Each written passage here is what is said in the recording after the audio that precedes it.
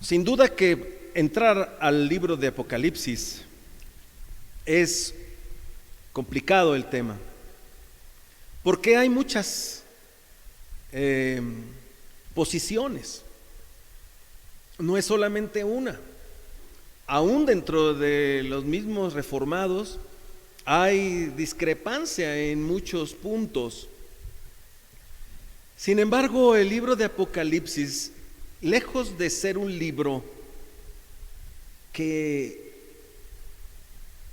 hable de miedo, de terror, porque simplemente la palabra apocalíptico como que nos hace ver que algo duro, difícil está por suceder. Apocalipsis quiere decir revelación, revelar algo que estaba oculto. Este libro tiene el propósito de darnos la certeza y la seguridad de en quién hemos creído, en el Dios resucitado, en el Dios verdadero, el creador de todas las cosas, el Dios victorioso, no derrotado, no crucificado, no con rostro ensangrentado y con todo colgado de la cruz. Es un Dios de victoria, es un Dios de salvación. Y este mensaje que es de los versículos 4 al 18 encierra enseñanzas muy importantes. No es tanto que este libro sea tomado como un libro que predice las cosas del futuro, aunque en un lenguaje simbólico, que es lo que hace difícil la interpretación del libro. Es un libro que inspira seguridad y confianza en el único Dios que tiene la victoria. ¿Cómo serán las cosas y en qué orden serán? Pues ya lo hemos dicho en otras ocasiones. Dejémosle a Dios eso. Él lo hace perfecto. Él lo va a hacer todo en su tiempo. Y cuando queremos nosotros ponerle el orden a las cosas, pues cometemos errores. Ha sido del hombre un interés muy fuerte conocer las cosas del futuro.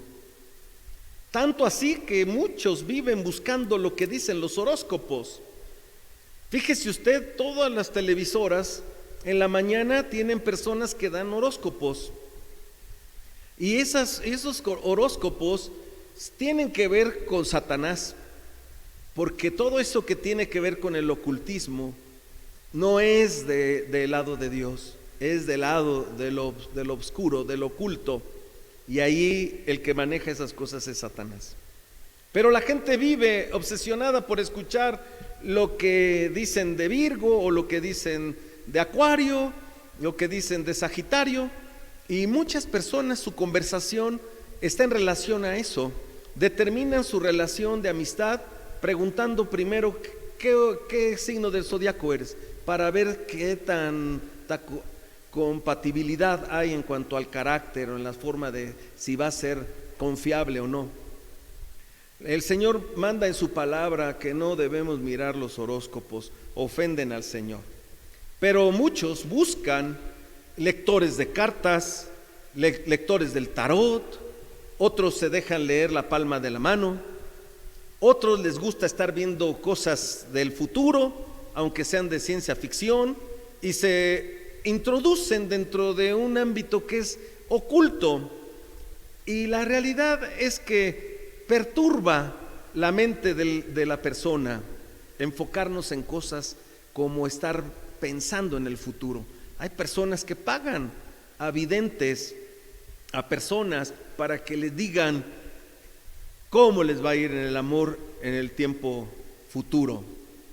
Y hermanos, esto ofende a Dios. Dios es el único que tiene el conocimiento del futuro. Y solamente en la palabra de Dios está revelado lo que Él quiso revelarnos. Dice la palabra de Dios, si tienen por favor abiertas sus Biblias, en los versículos que ya acabamos de leer. Hay un saludo que empieza con una palabra muy importante. gracia. Si ustedes se fijan ahí, dice gracia y paz a vosotros. Esta palabra gracia, hermanos, implica vivir en Dios. Si no hay gracia, no puede haber paz. Necesita haber gracia de Dios para poder entonces experimentar la paz de Dios. Por eso el saludo va de esa manera junta. Y dice que va a 7 iglesias. Había otras iglesias, pero este número 7 de iglesias es un mensaje especial de Dios con un propósito para cada característica de las iglesias a las que Juan habrá de mandar estas cartas.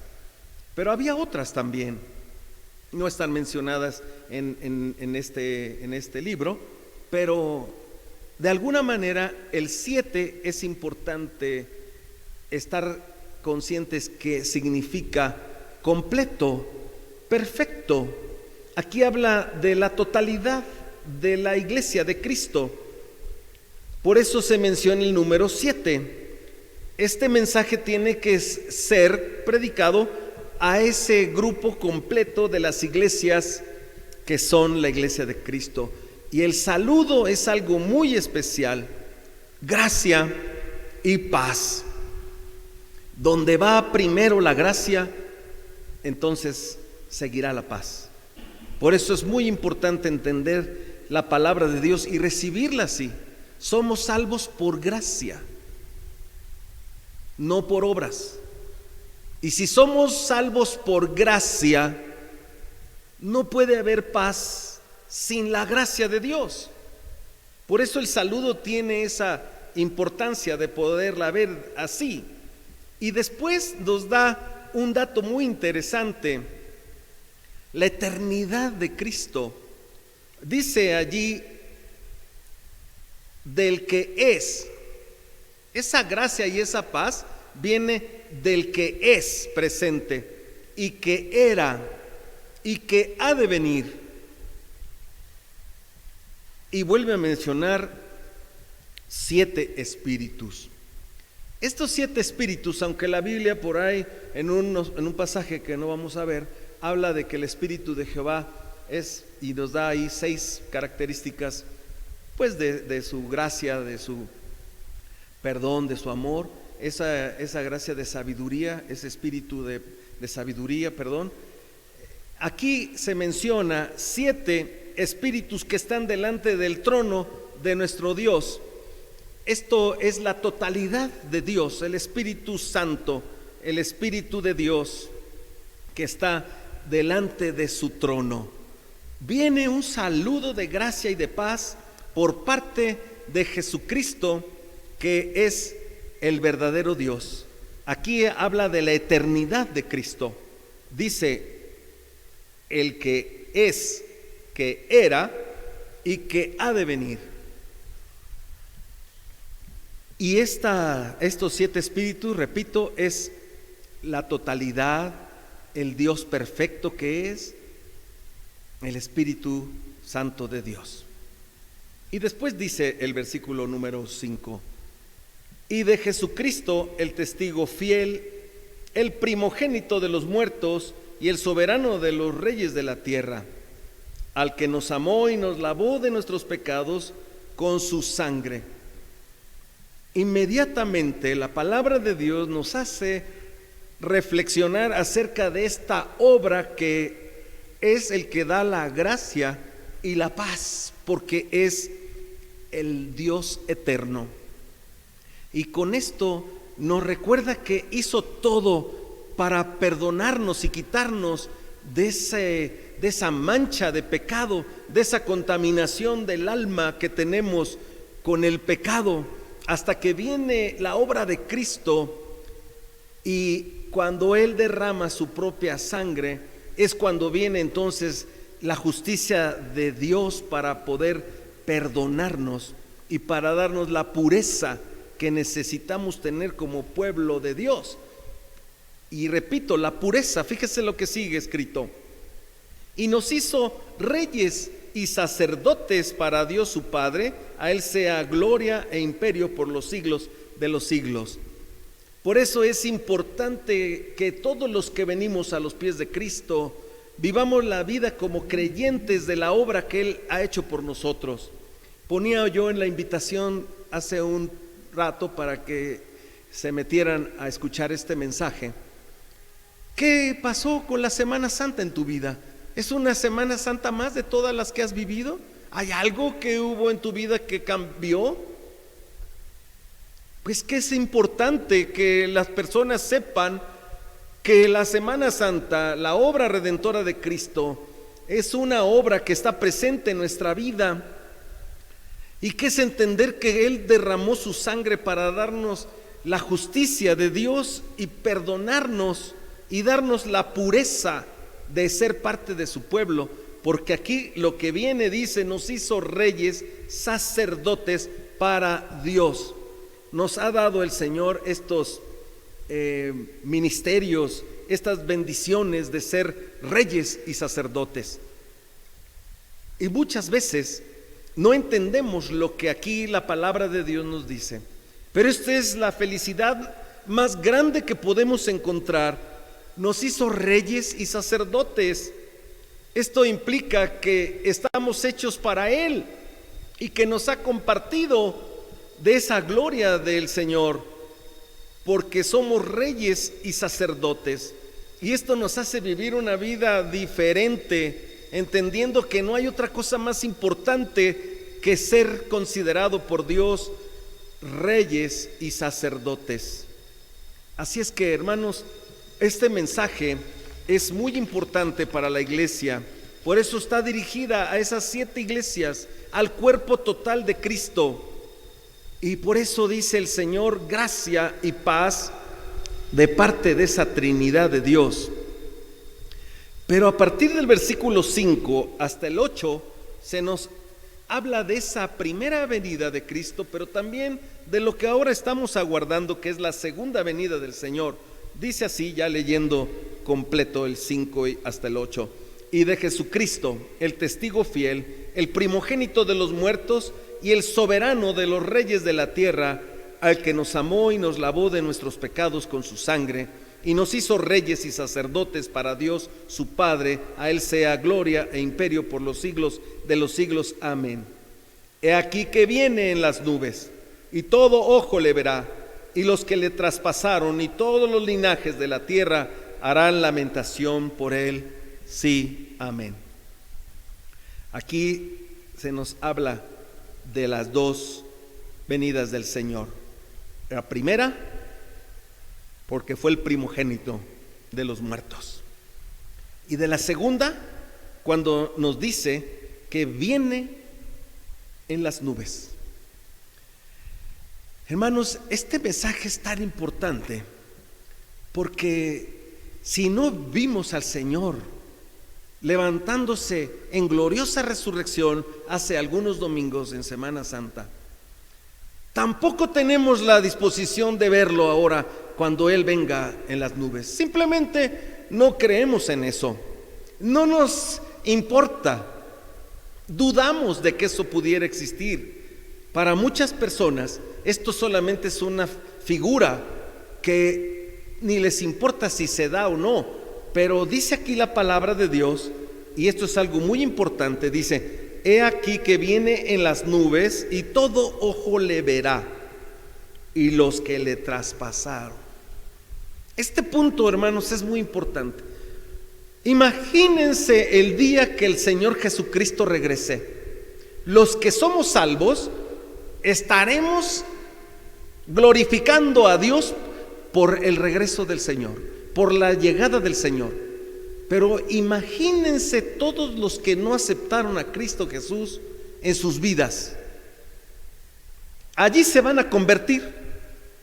Ese día se van a convertir todos, pero va a ser una situación muy triste, muy lamentable.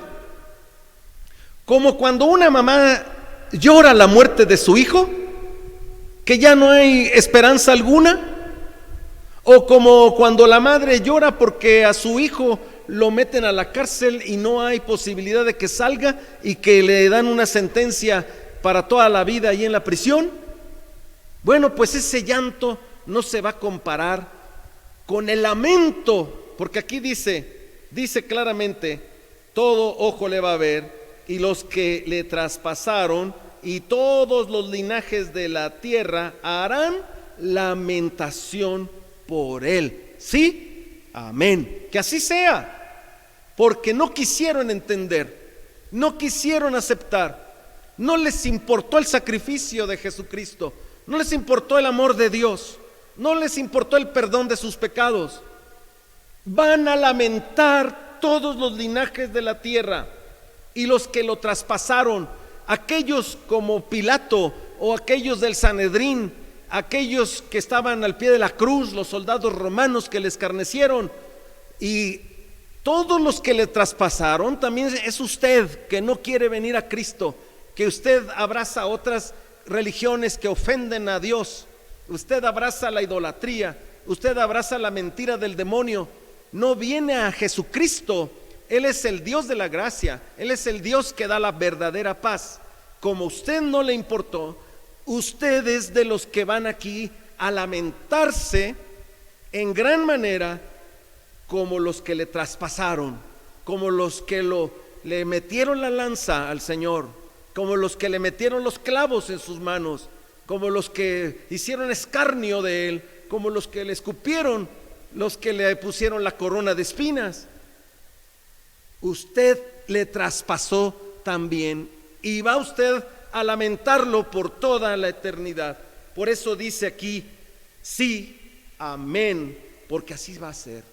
Cuando el Señor venga por segunda vez, todo ojo le va a ver, y los que estemos en Cristo iremos al cielo a recibir al Señor en el aire.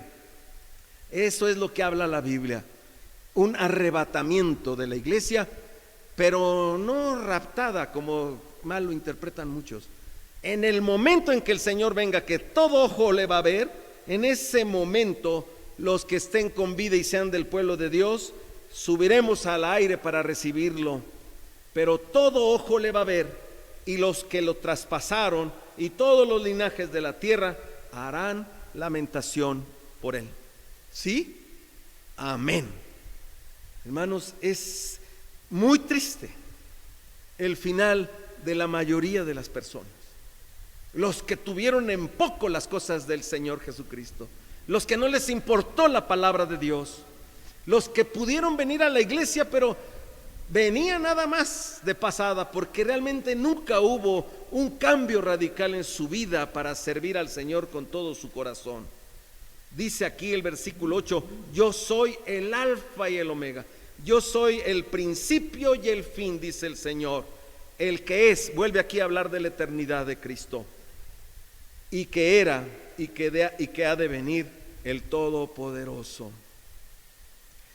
Este mensaje hacia las iglesias tiene el propósito de que el cuerpo de Cristo esté atento de que la voz del Señor un día se va a oír y vendrá en las nubes como le vieron ir. De la misma manera, las nubes tienen un papel interesante. En la Biblia, la nube les daba la sombra al pueblo de Dios mientras estaban en el desierto, y la nube los seguía en el desierto. Las nubes a veces son característica de desgracia, cuando se ven las nubes tremendas como no las hemos visto aquí, pero los que han podido ver las nubes encontradas y envolviéndose con una fuerza sobrenatural, saben que ese juicio de esas nubes va a afectar a miles de personas por donde pase la fuerza de esas nubes. El Señor vendrá en las nubes y va a ser algo maravilloso para los que estamos en Cristo Jesús, pero tremendo juicio va a ser para todos los que se burlaron de la gracia, de la salvación de Cristo Jesús, de los que rechazaron, de los que siguen rechazando en medio de esta pandemia, de esta incertidumbre. En lugar de que vengas y te hinques delante de Dios y le pidas misericordia y le pidas de su gracia, el Señor escucha. El Señor está dando tiempo para que reflexiones y te des cuenta que tu vida no vale absolutamente nada fuera del Señor. Así vendrá el Señor Jesús en las nubes, con toda su gloria, con toda su majestad, con todas las huestes celestiales, con toda la iglesia que está triunfante ya ahora con Él. Vendrán en las nubes el Señor para establecer su juicio a todos los que no doblan sus rodillas delante de Él. Y dice el pasaje en el 9: yo, Juan, vuestro hermano y compartícipe vuestro en la tribulación, en el reino y en la paciencia de Jesucristo, estaba en la isla llamada Patmos por causa de la palabra de Dios y el testimonio de Jesucristo. Siempre ha sido perseguida la iglesia de Cristo, y no dude que después de esta pandemia se recrudezca la situación en contra de la iglesia de Cristo, y necesitamos seguir adelante en medio de cualquier circunstancia que nos toque vivir. Aquí el apóstol da testimonio de que él fue partícipe dentro de esa tribulación. Estamos hablando ya al final de la vida de Juan, de unos 100 años el viejito, y estaba allá en una isla por haber predicado a Jesucristo. No fue mandado a la prisión en el exilio por ratero o por violador o porque hizo un delito a la sociedad. Dice que lo mandaron por causa de la palabra de Dios y el testimonio de Jesucristo. Por eso no nos debe pesar decirle a nuestros amigos. Créame que a mí me duele mucho, tanto mis amigos que ahora tengo de la secundaria, que ahí estamos hablando de muchas cosas, pero no hay en ellos el deseo de conocer, de buscar, de preguntar, de acercarse a las cosas de Dios. En algunos he notado que claro que Dios ya hizo la obra. Cuando algunos de ellos dicen, gracias a Dios, sí, así es o sí, se ve que esta palabra de Dios que es de poder ha hecho efecto en algunos, pero no en todos. Esta es la diferencia. Y por eso los que lo traspasaron lo van a lamentar toda la eternidad por no haber venido a esa gracia de nuestro Dios. Y dice el versículo 10: yo estaba en el Espíritu en el día del Señor. Esto ya equivale al primer día de la semana, porque también en la palabra de Dios Pablo pide que se levanten las ofrendas el primer día de la semana, este día que ya hoy conocemos como domingo. Estaba en el Espíritu en el día del Señor, y oí detrás de mí una gran voz como de trompeta que decía: yo soy el Alfa y la Omega, el primero y el último. Escribe en un libro lo que ves y envíalo a las 7 iglesias que están en Asia: a Éfeso, aquí sí nos dan los nombres de las iglesias, Esmirna, Pérgamo, Tiatira, Sardis, Filadelfia y Laodicea. Y me volví para ver la voz que hablaba conmigo, y vuelto vi 7 candeleros de oro, y en medio de los 7 candeleros a uno semejante al Hijo del Hombre, vestido de una ropa que llegaba hasta los pies y ceñido por el pecho con un cinto de oro. Su cabeza y sus cabellos eran blancos como blanca lana, como nieve, sus ojos como llama de fuego, y sus pies semejantes al bronce bruñido, refulgente como en un horno, y su voz como estruendo de muchas aguas. Tenía en su diestra 7 estrellas, de su boca salía una espada aguda de 2 filos, y su rostro era como el sol cuando resplandece en su fuerza. Cuando le vi, caí como muerto a sus pies, y él puso su diestra sobre mí diciéndome: no temas, yo soy el primero y el último, y el que vivo y estuve muerto, mas he aquí que vivo por los siglos de los siglos. Amén. Y tengo las llaves de la muerte y del Hades. Es una visión gloriosa que tuvo Juan al ver al Señor vestido de su gloria, glorificado. Él vivió 3 años y medio con el Señor. Recibió a su mamá a su casa por instrucciones del Señor cuando se desliga el Señor de su relación humana con su mamá. Mujer, he ahí tu hijo. Hijo, he ahí a tu mamá. Este apóstol lo vio, anduvo con él Y sin embargo dice que cuando lo volteó a ver, se cayó como muerto ante la santidad deslumbrante del Señor. Cualquier hombre puede sentir su indignidad cuando estamos delante de la presencia de nuestro Dios. Por eso la Iglesia Cristiana Reformada, aunque nos digan que somos aburridos, nuestros cultos deben ser solemnes, porque estamos delante del Creador del universo, no aquí en un show donde se exhibe cada quien como quiere o como se le antoja.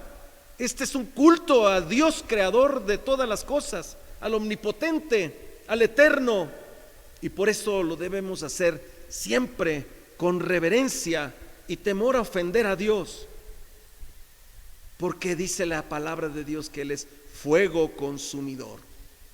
Hermanos, es un mensaje que nos habla precisamente de la manifestación, esta revelación del Hijo del Hombre.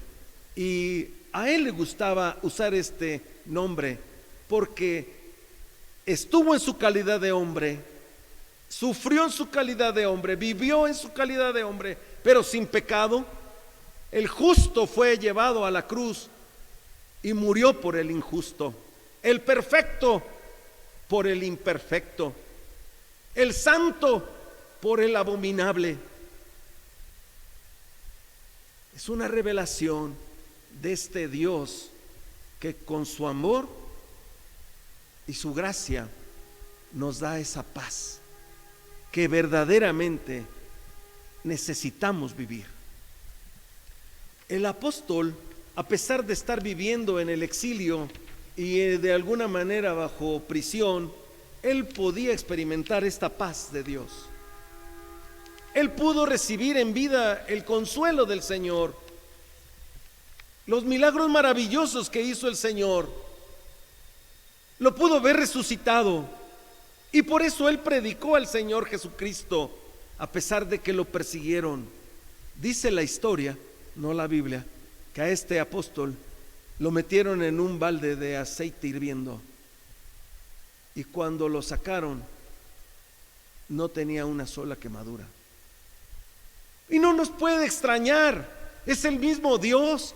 Cuando aquel gobernante mandó encender aquel horno y metió a los amigos de Daniel, y dice la palabra de Dios que ese horno no les hizo ningún daño, y adentro había como un hijo de hombre también en medio de ellos, nuestro Señor Jesucristo.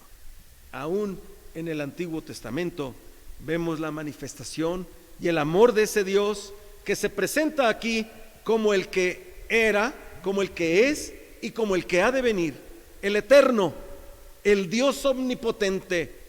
Ese es nuestro Dios. Por eso, hermanos, cuando el Señor venga, lo vamos a ver todos, porque todo ojo le va a ver. Y esas nubes en las que se fue, vendrá con todo su poder. Y de esta manera que se le presentó a Juan, bueno, pues este es un lenguaje simbólico, porque cuando habla aquí de los 7 candelabros, las 7 estrellas, hermanos, habla de que el Señor se mueve en medio de esa perfección que son sus 7 iglesias del cuerpo de Cristo. Era un símbolo de la perfección de las iglesias, y le damos muchas gracias a Dios porque esta manifestación del Señor nos deja con la boca abierta. No sabemos cómo es. Por eso yo les he dicho, si usted tiene una imagen de Cristo, deshágase de ella. Si es un cuadro de la Santa Última Cena, deshágase de él. No debemos tener ninguna imagen del Señor Jesucristo, porque es ofensa a Dios. Eso lo dice claramente Éxodo 20. No te harás imagen ni ninguna semejanza de lo que esté acá arriba en el cielo, o sea, ni de Dios ni de Jesús, ni en la tierra ni en las aguas debajo de la tierra, y no te inclinarás a ellas ni las honrarás. Y este es el pecado de la mayoría de la gente que vive su vida cegado espiritualmente, adorando a las imágenes, hablando de las imágenes. antes que al Creador.